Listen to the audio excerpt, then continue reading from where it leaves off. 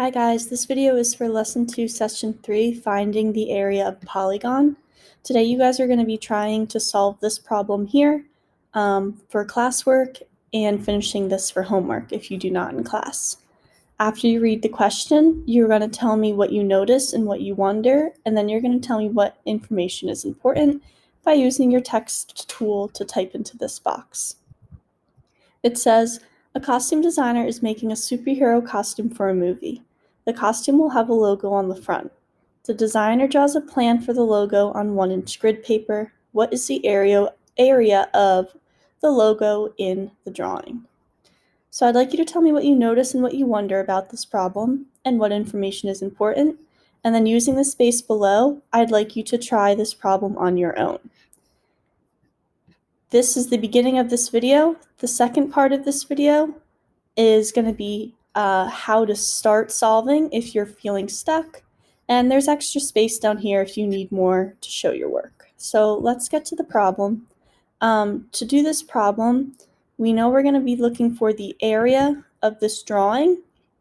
And to show this a little bit better, I'm going to use my virtual geoboard. Here I've recreated our polygon that we're talking about. You can see it's the same as the one in our problem. And I noticed that as of right now, we do not know an equation to solve for the area of this polygon, right? We've learned a couple different formulas. We know that area of a parallelogram, something like this, is equal to base times height. And we've recently learned that the area of a triangle is equal to 1/2 times the base times the height. These dots mean to multiply. So one thing we can do is decompose our polygon into shapes that we know how to find. So I'm just going to pick another rubber band. I'll take my yellow ones here.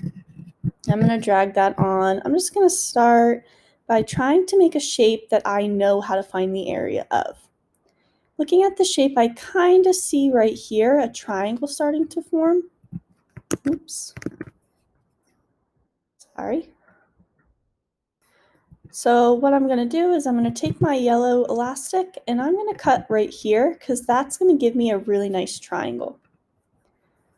For this triangle, I can now use my formula, area equals 1/2 base times height, to find the area of the yellow triangle. So we would use our formula, 1/2 times base times height, and find the area of the yellow. But then I have more shape left, right? I'm not done. So after you solve for this, we're going to move on. I'm going to take a blue elastic this time, and I'm going to try to make some more shapes. I don't know the formula for a trapezoid yet. I could try to cut it up here. Oops, I still got my drawing tool on. I could try to cut it up here, but this doesn't give me a shape that I know how to use yet. So let's keep trying. It looks like if I go here, I can form a parallelogram. You can see that in the blue right here. And this also leaves a triangle, which again, we now know how to find the area. So using your formulas, you can find the area of the yellow triangle, the area of the blue parallelogram, which we know is base times height, and then you can find the area of the green triangle, which, just like the yellow triangle, is 1/2 times the base times the height. So you'll solve for these three. So we're doing 3 area problems in one. So you have to do a little bit of math here, right? We're solving more than one equation. So we have to find our bases and our heights, of each individual shape, right? Where's the base of my parallelogram,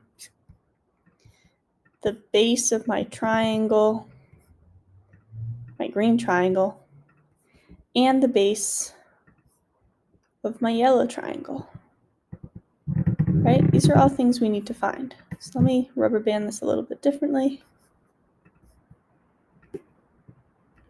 so we can see my green triangle a little bit better. And we have our yellow triangle, and we have our blue parallelogram. So I haven't actually changed the size of our original shape, right? It's still that same shape that we started with, but we've decomposed it into several different shapes. Now that we've done this, we are going to plug in our numbers. We're going to find our base, find our heights, right? Remember to find the height of a triangle.